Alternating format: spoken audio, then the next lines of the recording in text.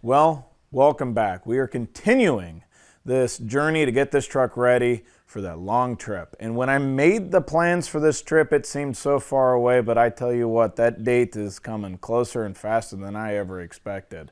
The last couple of days it has rained, it's cold, hence the jacket, but calendar doesn't care how cold it is. I care if it's raining or not, and it's a sunny day today, so we're gonna knock down this list that I've made. So there's a couple things in here like exhaust hangers need to be dealt with.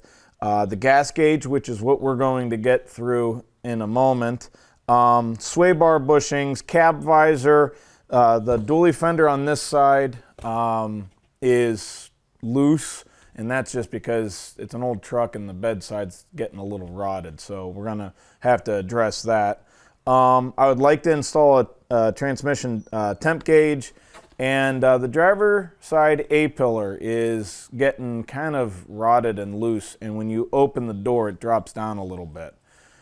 Not a deal breaker, but I don't want to cause the truck any more damage than I'm going to driving it cross country and back. So that is our punch list, and let's get started on it. The first thing we're going to do is we're going to diagnose the gas gauge. Need to know how much gas I have as I'm driving across the country.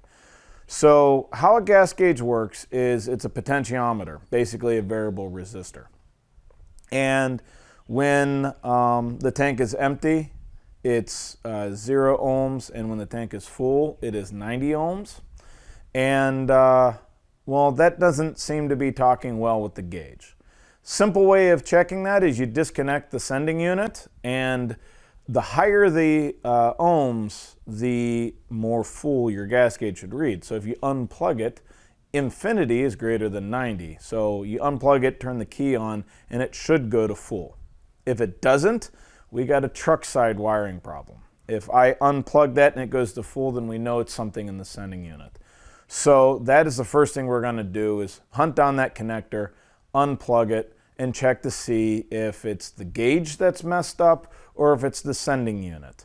I really don't know which one I hope it is more, because wiring can suck and dropping gas tanks can suck.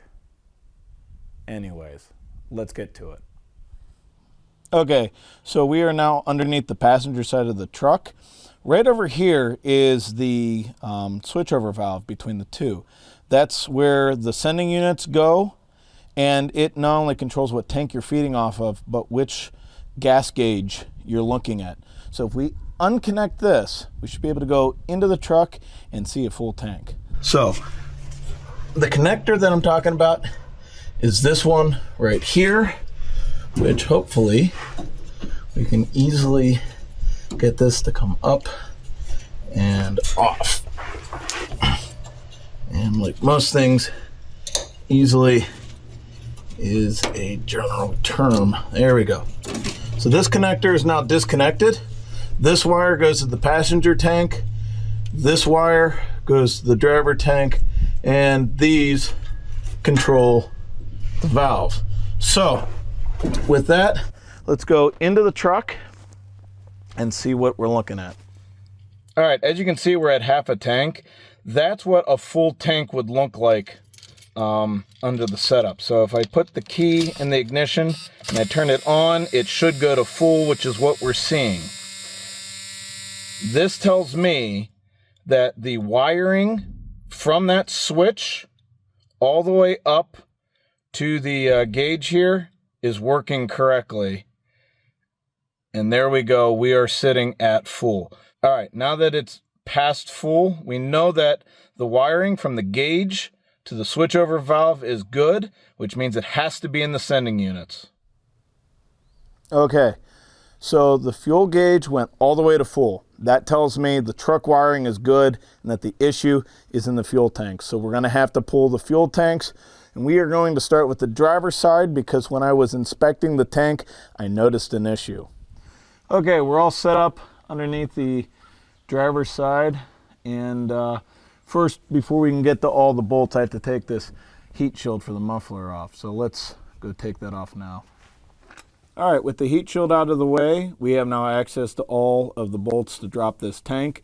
If this feels familiar, it's because not that long ago, we did this to my other truck.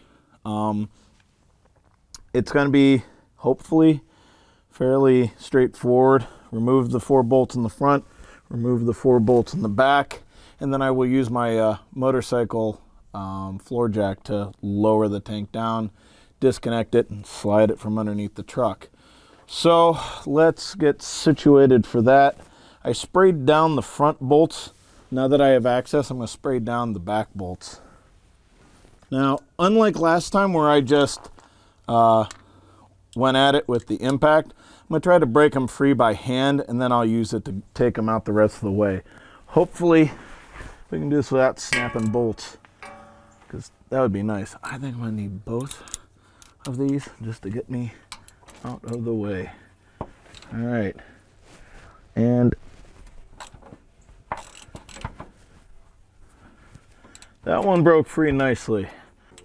The other 3 broke free. This one gave us trouble. Let's see if we can get it to go.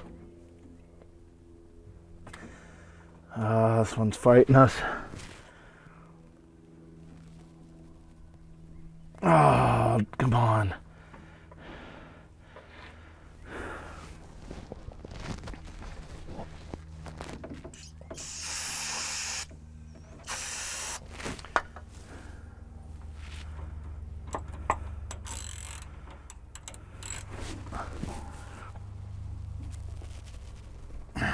I think this one's gonna break.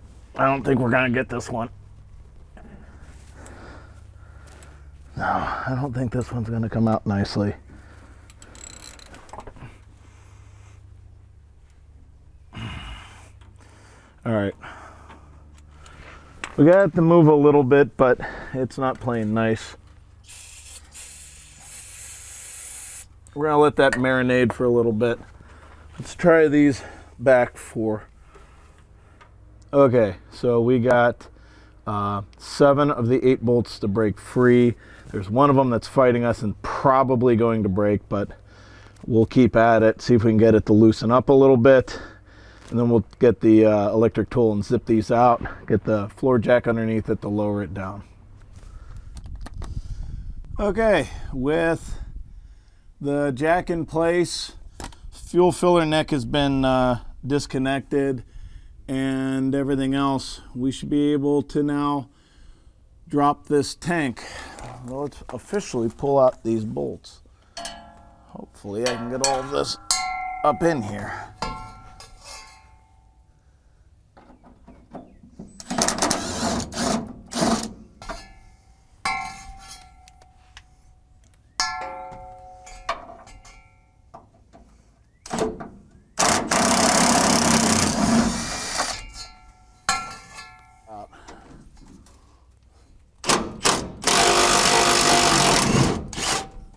And it came out. Good. Now it's a matter of just shimmying that out.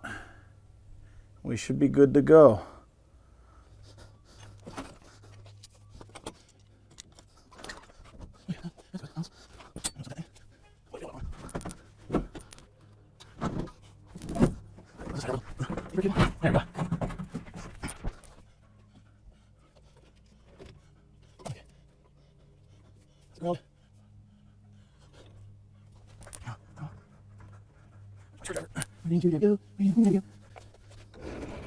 Well, the driver's side tank is out, and it's worse than I thought.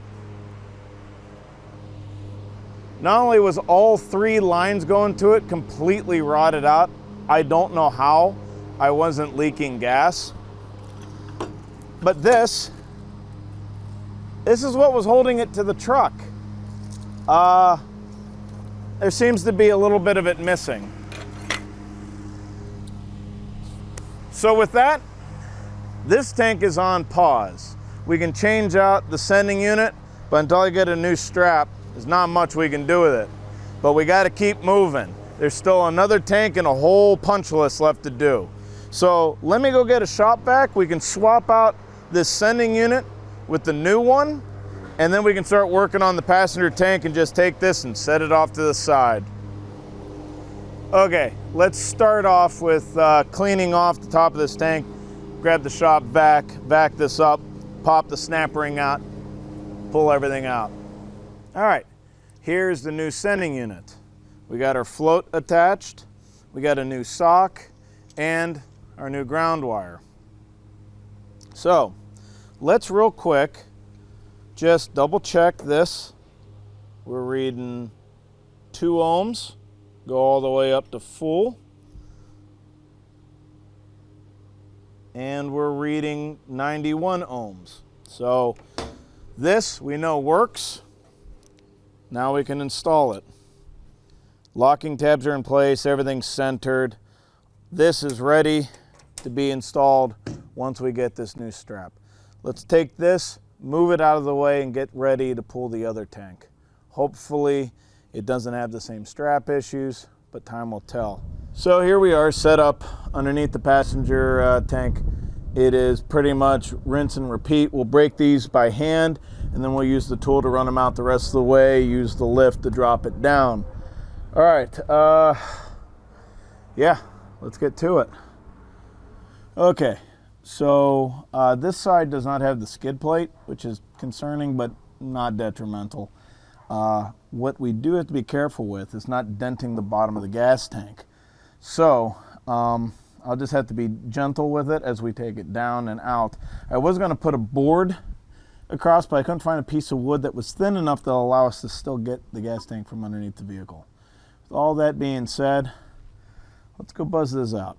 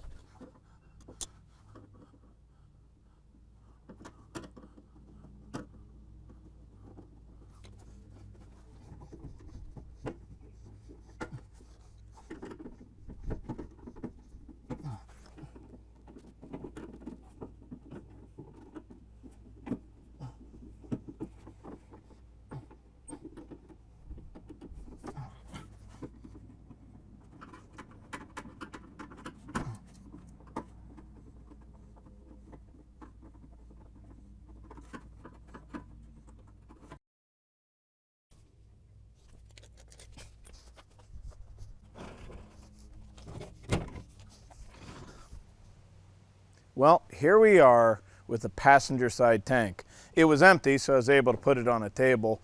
The other one still had about 10 gallons in it, and that was way too heavy to pick up.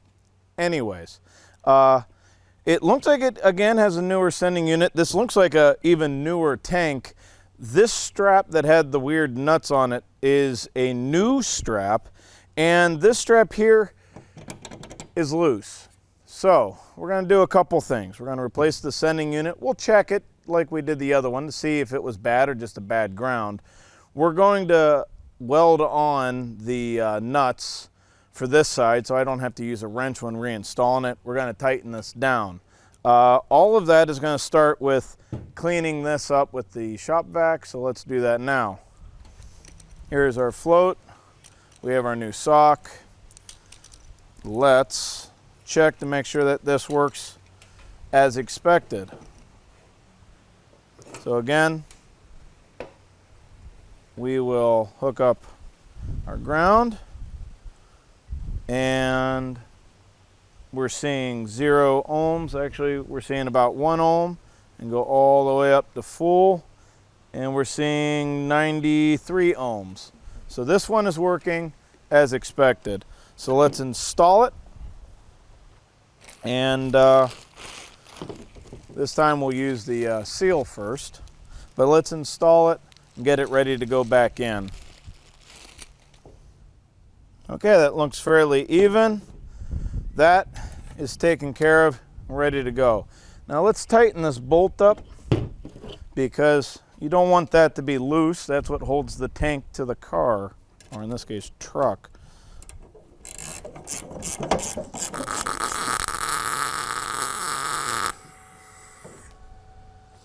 Now that we've run through the rest of the wiring and we know that that's good, this should be cool enough to back those bolts out. We can go hook up some new hoses to this and put the tank back in. So let's take these out and get that all ready.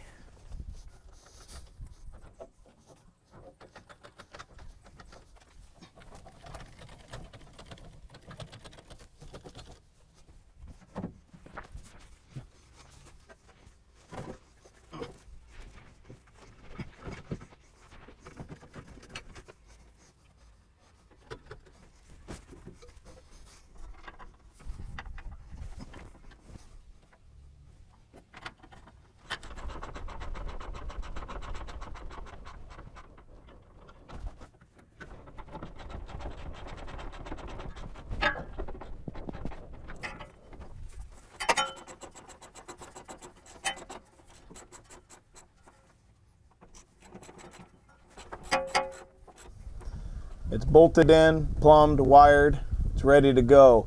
The driver's side, we're waiting for the straps, but in the meantime, there's a couple things that we can do, like the exhaust needs a couple clamps put in, so we can do that next and scratch that off the list while we're waiting for the parts to finish this. Okay, I got myself an exhaust clamp. The hanger's in good condition, the clamp must have just fell off. So we will put a new one in.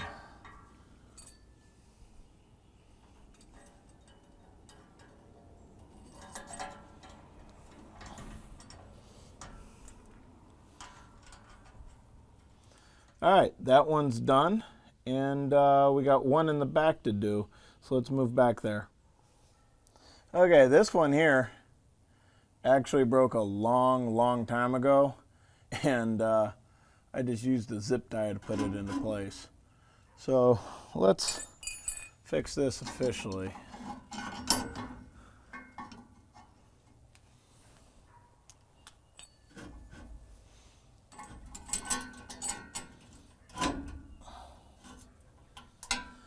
Okay, we can scratch exhaust off the list.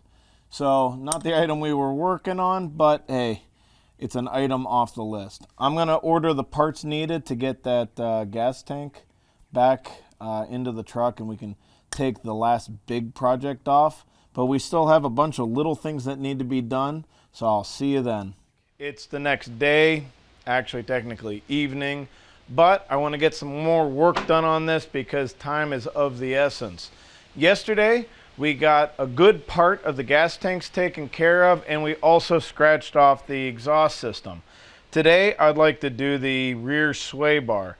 The rear sway bar, the brackets have rotted out completely, and all the bushings are pretty much shot. So let's get underneath the vehicle real quick, see if we can buzz out the very rusted bolts. I have a feeling that those are going to have to be cut. One of those that can't fight you if it's liquid kind of scenarios. But once we get what's left of the old brackets removed, we can go get hardware and bolt these new brackets in, scratch that item off the list. Okay, not that I have much hope in this actually working, but I sprayed it down with some freeze off. I got my impact. If I can get this to fit underneath here, we'll give it a little bit of grief, and then probably just go straight to cutting it off with an angle grinder. So let's see if this will work.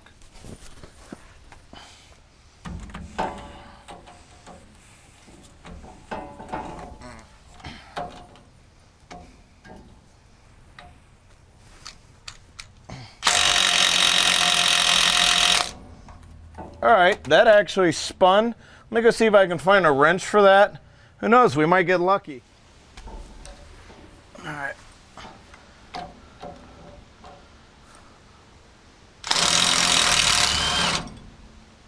All right. Can honestly say that is an unexpected result, but we got that one out. It's also permanently affixed to my wrench.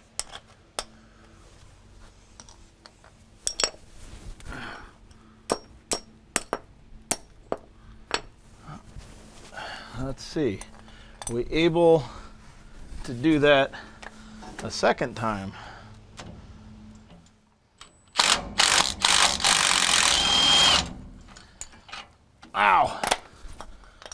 For as rusted as those bolts were, ow, and extremely hot, that was unexpected. Freeze off, strikes again.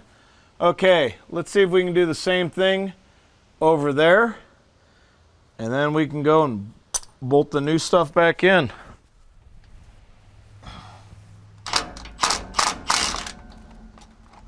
Now you're gonna, there it goes. Well, if that's not proof that that stuff works really, really well, I don't know what is. All right, the old part's off. Let's go find some new hardware, and let's get some new hardware. Put the new bushings and everything on. Cool. Okay, we got our new bushings, our new brackets, and our new hardware. Well, let's start the fight with this, I guess.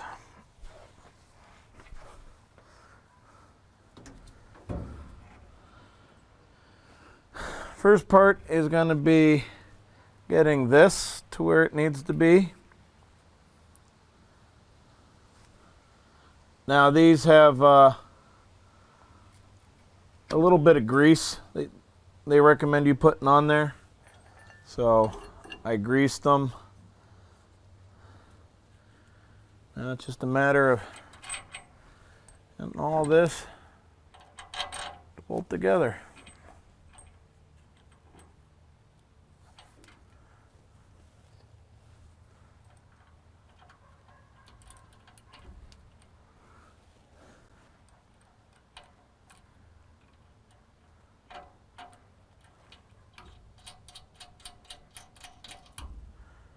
Okay.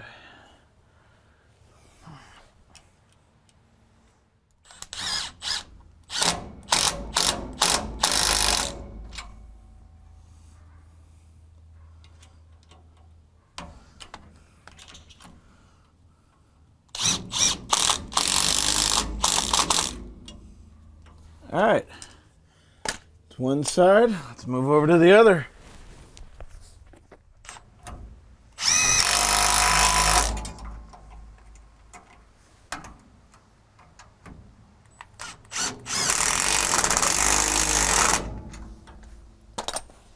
Well, there you have it.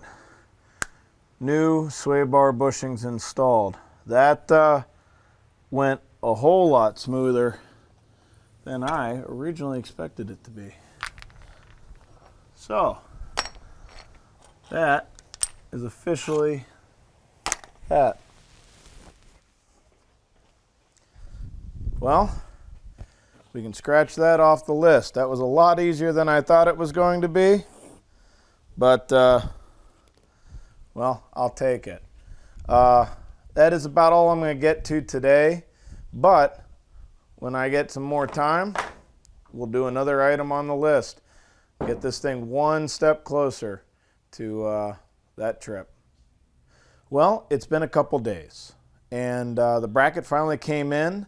And we just need to weld some blind nuts to it, put it around the tank, and finish that project up. When I've had a chance, over the past few days, I have been tinkering with the truck and knocked a lot of the list out. All that's left is putting a bracket on for the one dually fender so it's better secured to the truck, finishing up the gas tanks. I would like to do the cab visor, and while I was putting in a fuel filter, I noticed my one transmission cooler line is heavily rusted, so we will be replacing that as well. Anyways, that all starts with putting on the blind nuts onto the fuel tank strap, so let's do that now. Okay, so we got the strap in from Summit Racing.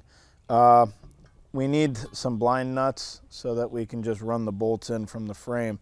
To do that, I'm gonna have to clean off the paint that they have on the one side, just like we did with the other one. We'll tighten this down, put a couple spot welds onto it, and it should be good to go. Then we'll kind of shake this into place on that tank, put the strap around it, tighten that all down, it'll be good to go into the truck. So angle grinder, and let's clean off the metal.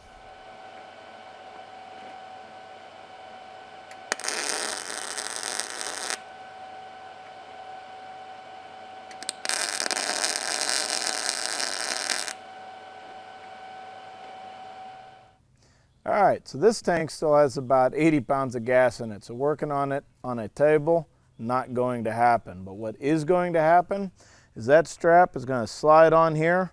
We're going to take it, bolt it up. So let's go do that now. This is going to be a bit of a fight because I really don't want to disconnect any of this because I don't want to introduce any leaks. So I'm hoping that we'll be able to kind of bend and twist this around and get this to go underneath that tank. Huh.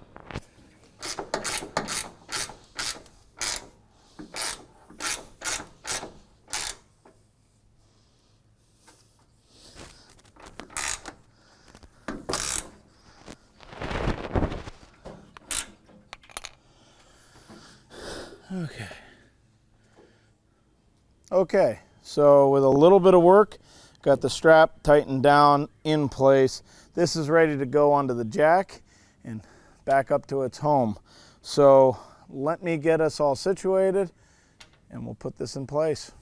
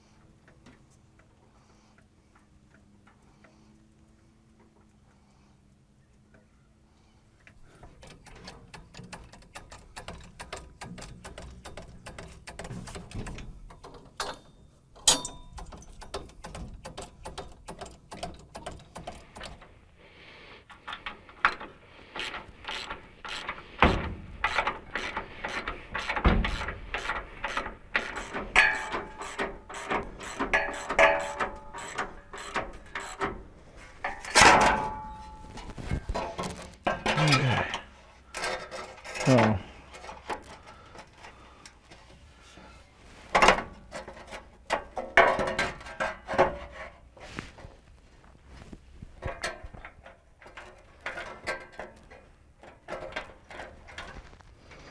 All right, now see, now these mounting locations are shot. We are going to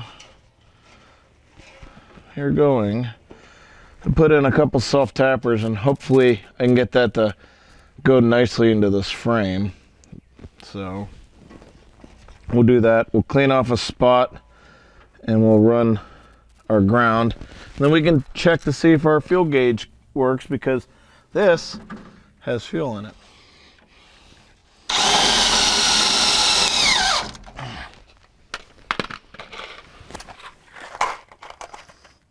Now, we just need a clean spot for this, and then we can test to see if all this was worth it. Which it was. This made all of this worth it. Boy, did that put up a fight. But it is in, the gas gauge is working, so we can scratch that off the list.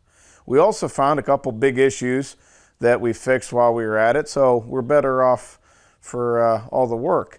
The next thing that I want to do would be the transmission cooler line, but I have run out of sunlight for today, and we'll pick that up tomorrow.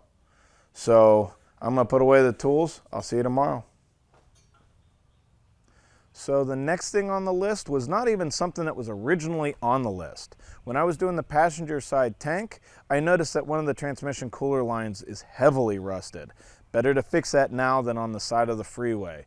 So let's get underneath the truck and get that fixed. Well, one of these days I'll have a building with a lift and I won't be laying on my driveway, but today, not that day. So we're right underneath the transmission. And right here is the line that is heavily rusted. It is the lower line, which means that that is the hot line. And we'll probably end up cutting it somewhere around here. And seeing how it's the hot line, I'm going to put in a temp sensor so that we can have a transmission temp gauge. If I'm going to be cutting the line and replacing it, might as well do a little upgrade. All right, so let's first spray some freeze off under that line so that we can have a chance of getting it to come off. I'm also going to disconnect this vacuum line. I will probably forget to do that and go, why does this thing shift so hard? So, freeze off, let it sit there and soak a little bit. Try to break that free. Once we have it broke free, I will cut the line somewhere in here and figure out how we're going to mount that block. I don't want it to be too close to the torque converter, too close to the exhaust, or, you know, hanging down low where something can shear it off. So, freeze off. Let's do that.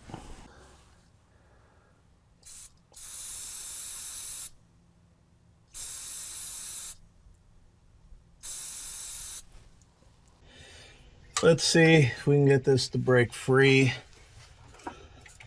And hopefully not just break, which is probably what it really wants to do. Can we get this on there in such a way I can even get it to go on? Come on.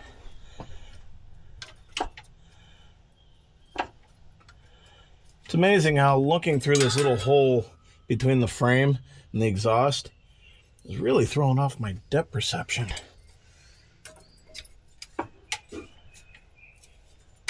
There we go.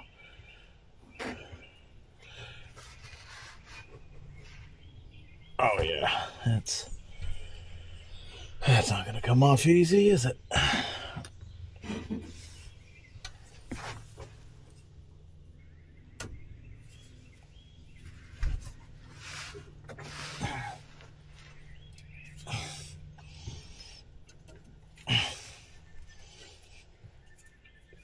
I am rocking it back and forth slowly, trying to break the tube nut free from the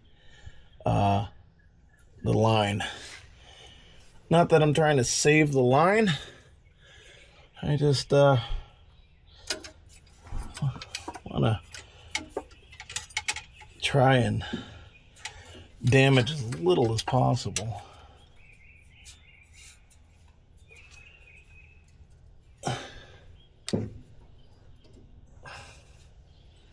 Because I'd hate to shake the line too much and break it somewhere up there. Getting close to that coming out. And there it is, and there's the drip.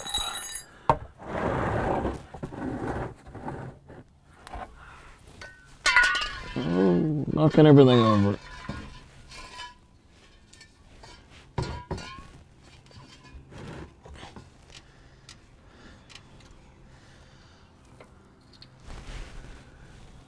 Okay.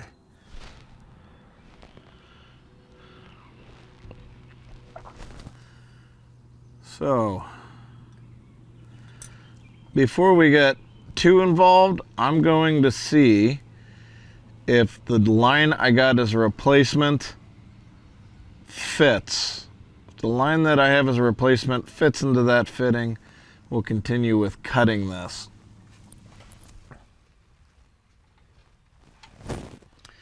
All right, so now that we have that, you can see just how flaky and rusted this was. So now we got to figure out where we're going to put the temp sensor so we know where to cut this line. Let me go get the sensor. We can kind of play around with clocking and position, but I'm thinking somewhere in here. We might do somewhere back here if I have enough replacement line. But I'm afraid if we put it here, it's going to be in the way of if we ever have to replace the starter. Although it is kind of off to the side. Oh, let's see. Let's clean off the grime off this line so that our marks will actually stay here a little bit.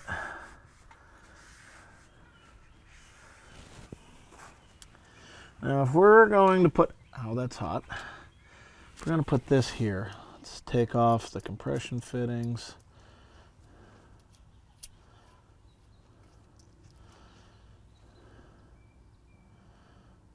So about to where the threads are. So if we are going to put this here,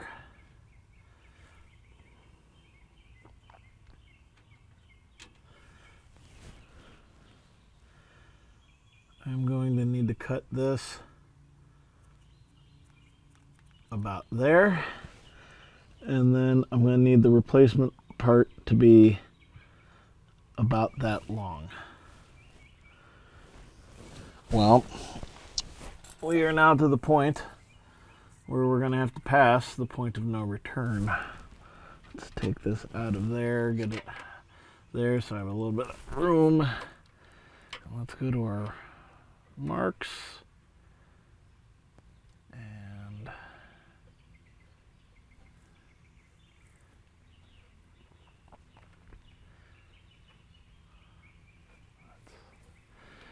cut the line.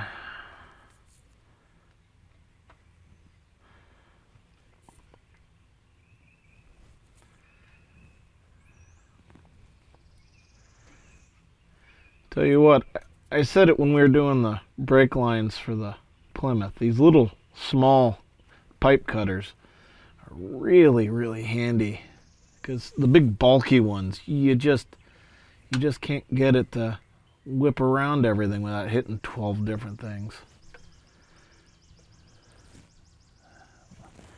Let's set all this here. Let's take all this stuff and put it over here, because this is either going to pour a bunch of fluid or it's not, and we'll find out shortly. That light's still hot. Oh, here comes the fluid. So we are officially, oh, and I am missing my paper towel.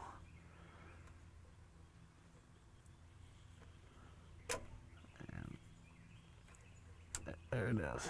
Okay. So give me this, give me all of this. Oh. Well, it was not the complete and total mess that I was thinking it was going to be, but we are in the slow bleed portion of it. Now, while I am taking this and recreating it with the new line, I'm gonna go see if I can find like a vacuum connector or something to plug up that slow drip so we don't drain everything. Okay, so here's the moment of truth. We have our line cut and bent. Now it's time for assembly. And we're gonna kind of loose fit everything together. So we'll put the ferrule and everything on this end, put the block, kind of not tighten it, but snug it down so it doesn't fall apart. And then we'll put the new line on the other side of it and then start threading this into the transmission. Once all that's kind of loose and we like how everything is, we will tighten this down into the transmission, make sure that we're still good and all the way seated in here, and then tighten that down. All right, so we will take this off, put our ferrule together, and then we'll do the same on this so we don't forget about it. Slide that on. Slide our furl on.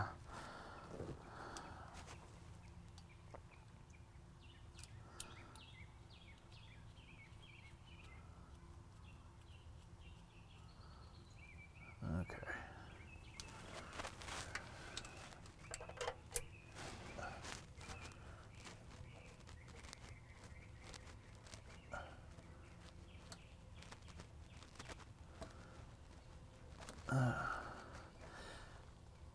Everything's easier when it's all covered in oil.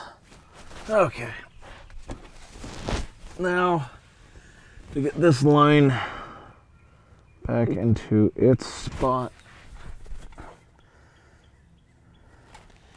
All right, I think I got it started. I am definitely not going to force it. This is not something you want to cross thread.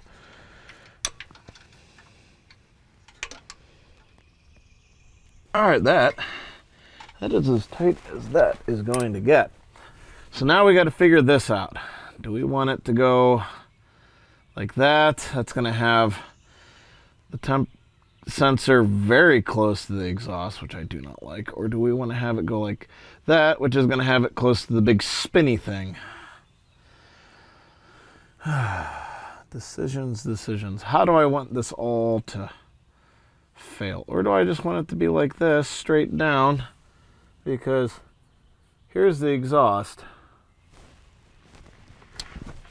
I mean, you know, here's the exhaust. It's definitely above the exhaust, so I'm gonna hit the frame before I hit that sensor. Honestly, I'm thinking this is the safest orientation for it to be in, because then I can take the wire, I can run it down here, and then have it go up. We'll have to figure that out. But right now, I believe the next thing we need to do is simply tighten these ends up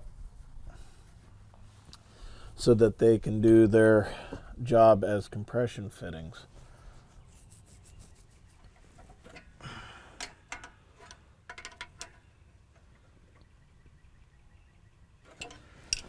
Okay. That's all tight. I don't see that leaking anymore, which is, you know, always a positive sign. These lines are not touching, which is good, so that means they won't rub a hole through each other. Let me start the truck up and we'll check for leaks. Well, there you have it. That was uneventful. I'll do the wiring later because there's something special I want to show you. In the meantime, we can scratch the last mechanical thing off the list. That leaves only 2 items, which is attaching that fender back to the bedside and the cab visor. We're getting very close to being done, and we're also getting very close to having to leave. So until next time, take care.